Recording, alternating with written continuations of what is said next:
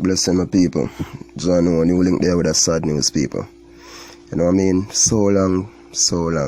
Well, people, finally, the remains of the missing Jamaican lady in the US, she is originally from Portland, in Port Antonio.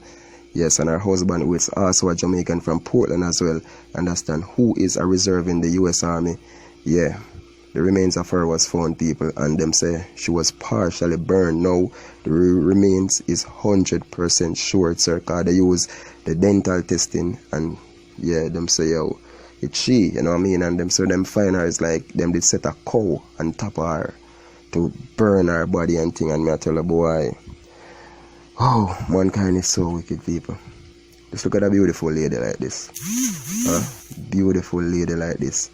And you don't know, say her husband, he was booked and charged for the murder of this lady, people. And you know what I mean? But just wonder, how does he feel in himself to know the wicked things that he do to this lady, people? You know what I mean? It is just wicked and terrible to see the heart of what mankind has become. And she was just 29 years old. Her husband was 41. You understand? And yo, sad, my people, sad. Just a quick update still, people, and feel the one, John, her soul rest in peace still. Blessings, people.